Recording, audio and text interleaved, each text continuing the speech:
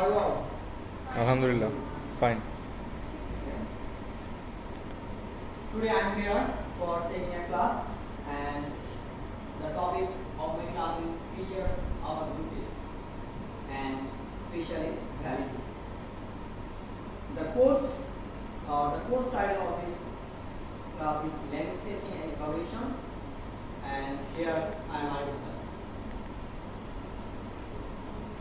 At first, I would like to show you the class outlines by which I will discuss the conduct in this group. At the very first, I will discuss understanding about test and needs of a test. Why is test and why tests are needed. Then, features of a good test. What are the features of a good test? To make a good test, what qualities we have to bring here. Then, validity as a unique feature and its types.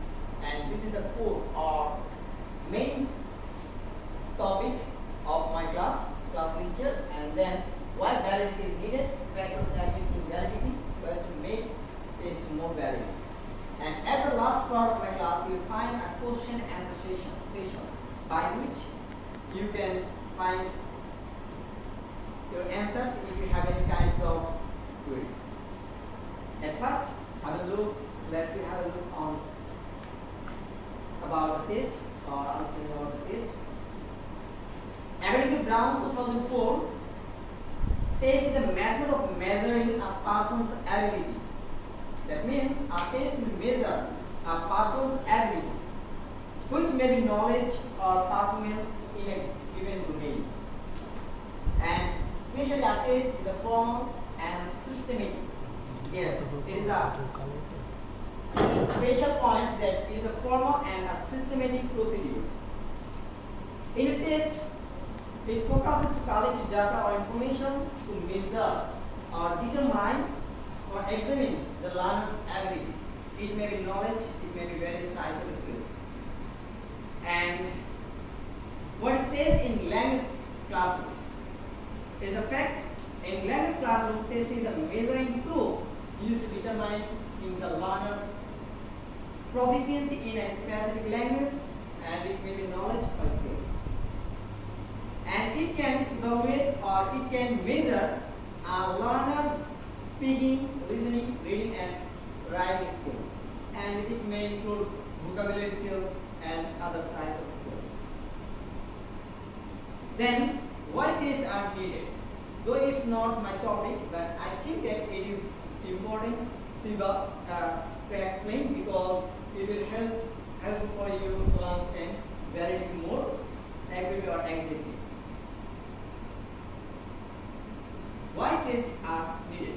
Yes, the very first one is to find out the student's or learner's strength and weakness. If we can find out the student's or learner's strength and weakness, then it will be easy for us, or as a teacher, it will be easy for us to measure its quality and give the elements according to his or her or their needs to provide feedback and motivation. By taking the test, we can assess or measure the student's quality and we can give the feedback. And if we find his or her or their lackings, then we can motivate them. Then to measure learners' level and provide learning material according to their needs. Yes, tests are very important because by taking tests, a teacher can provide learning material according to learner's need. Then, to evaluate teaching procedures, it is the main fact, or I think that it is the unique fact because in our testing process or test, we teach something, but we take test in different ways. And if we say that we taught to our students 2 plus 2 is equal to what? Student may answer 4. Then we give exercise 2 plus 2 multiplied by 5 plus 7 divided by 9 is equal to what? And then in test, what we give or what it came in your questionnaire, I think that you can understand. Features of a good test. Okay, this is the core or main topic of my today's class. A good test fails are the following criteria, that means validity, reliability, and practicality. And what is validity? At first we have to know what is validity. Validity refers to action to which a test measures accurately assess what it is supposed to measure. That means what a test would like to measure, it should be measured.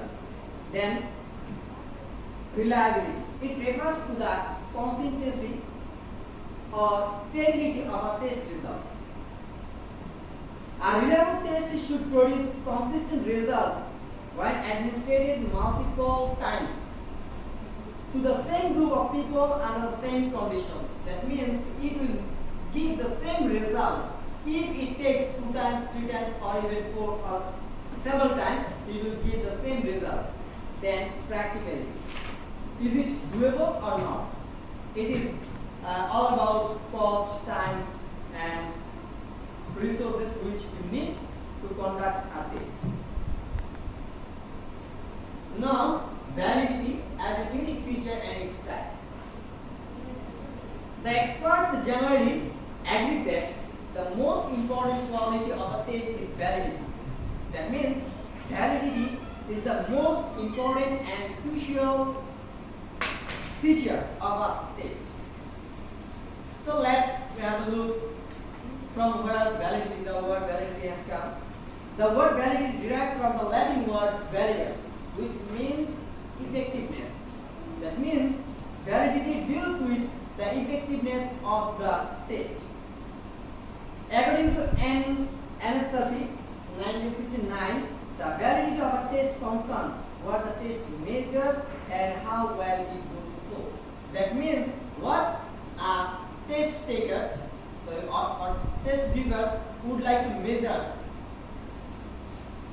he or she either can measure or not. Okay, then have a look the line, test is said to be valid.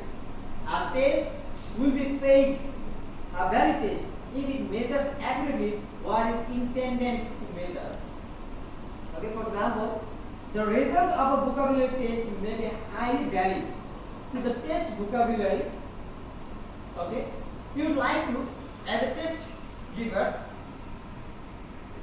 you would like to measure the learner's vocabulary position, and the test will be valid if you take the vocabulary test, but not be that much valid to test composition, writing ability of the student. You would like to test vocabulary testing, and you give to the learner to write a composition. That doesn't mean you are testing vocabulary of the learner, because to write a composition, he or she or they must need grammar structure and other devices, questions, queries, and so like. Okay. Then types of validity. Especially there are 2 types of validity. The very first one is content validity, and the another one is phase validity. What is content validity?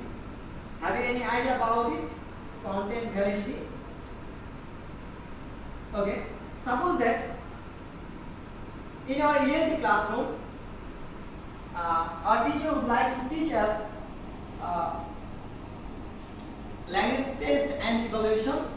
In this course, would like to test or teach us the materials about this course. But if in this course we are taught the history of English literature,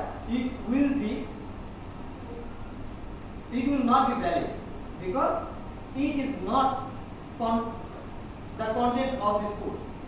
Here, content validity, according to Brown 1990, it refers to the extent to which the test content represents or specific universe of content. It means that the test content should measure the course content. That means what contents will be included in the course, and it is concerned with what goes into the test. Then Johansson and Christensen in 2008 stated that I'm making you decision to make a test. Try to answer this following question. Here they have added 3 questions. If you assure this question, the test will get the content validity. The very first one is those items which you have as a teacher, which you have included in your test, those items appear to represent the thing you are trying to measure. That means the items which you have included in the text, actually you are trying to measure it or this or not. Then does the set of items fully representing the important content areas or topics. That means you are, as a teacher, you are trying to take a test and there are several contents, and these contents are relevant or not, relevant to the topic, course or not. Then how you include all relevant items? Let's have a look on next slide. Here I have just briefly added Bloom's taxonomy. May you have a look. Okay. To make a content validity full question or take test, you may have a look on Bloom's taxonomy. Suppose you would like to measure a student's knowledge level. You cannot make, as a teacher, you cannot make the question which will include addiction based question, which is described in Bloom's taxonomy. Okay. If a test is designed to evaluate knowledge of history of a learner, suppose that you would like to measure a student's or learner's knowledge of history, it needs to include questions that cover various topics in history. Suppose you are there, as a teacher you would like to measure the student's grammar proficiency. Which contents will you add? Okay, it will be articles, parts of speech, narration, right from verb, and so like. You may not give them to write a paragraph. In such kinds of tests, you cannot give them write a paragraph. Now it's your task.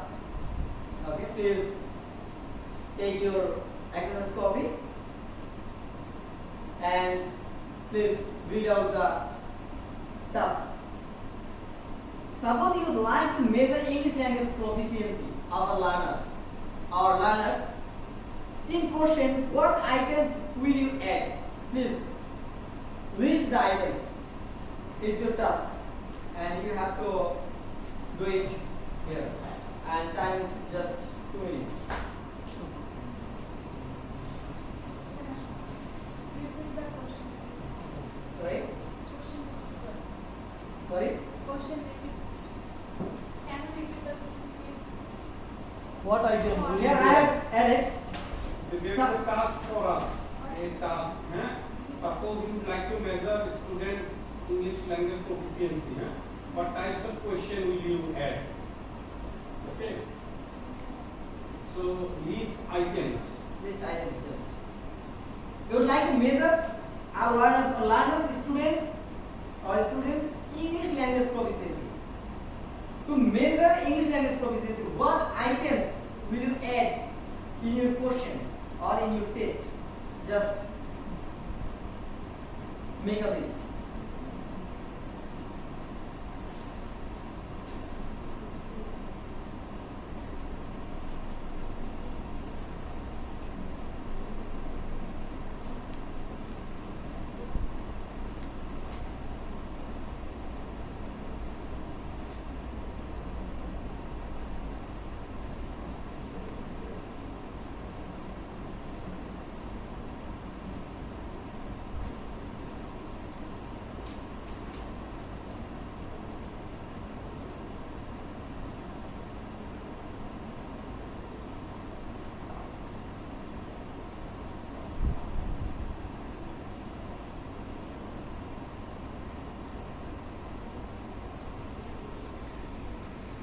Okay, time is up.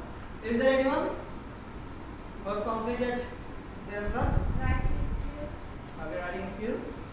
Speaking skill. Okay, speaking skills. Reading. Reading skills. Listening skills. Listening skill. Okay. Uh, Any other thing? yes, I have some different like vocabulary comprehension and computer basis different apps. Okay. I think that this will be 4 basic language skills: reading, speaking, writing, and listening. And here you will find also vocabulary skills you can add to judge learners English proficiency. Now it's time to have a look on face validity. Okay? Face validity. It is valid or not by looking the face. Suppose you think that I am a teacher of your classroom. My face, is it appropriate, or my face is say that I am a teacher or not? This is all about face validity. That means by having a look on the question paper, you will find that the question is appropriate or not. Here I have added that it is the extent to which the measurement method appears on its face. That means by seeing the question paper, you will find that the question is appropriate. And done by examining the physical appearance of the instrument to make readable and understandable. I can remember a question paper, maybe the course was 4 basic language skills. There was a passage, and the passage was about 4 pages. And then I find the question. The passage is about 4 pages. If such kind of surface you find, you will feel that it is too much difficult to understand. That means face validity deals with understanding capacity and the measurement by which you think that the question is maybe easy or maybe readable, this kind of thing. Okay, now it's time to have a look ways to make test more valid. Okay, how we can make our test more valid. At first, we have to focus on what actually we would like to measure by the test. That means we have to have a look what I would like to, as a teacher, what I would like to measure by the test. Then it is very neat to make a clear and concise instructions to the students by which students will not feel any ambiguity. Then have to focus on difficulty level, because a question is made in 3 specific by using 3 levels. The very first one is normal, which is doable for all of the students, and some is intermediate, and the upper level is very advanced, which is A+ category students. Then you have to make a proper arrangement of the items, and you have to have a look that the test will minimize the ambiguity, and by using these qualities you will be able to make our test more valid. Okay, why validity is needed in test?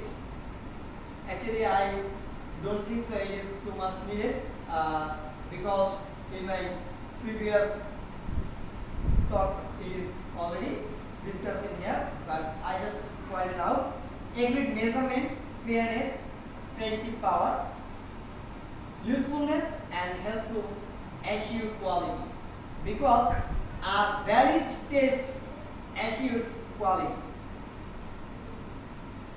Then some factors which affect invalidity.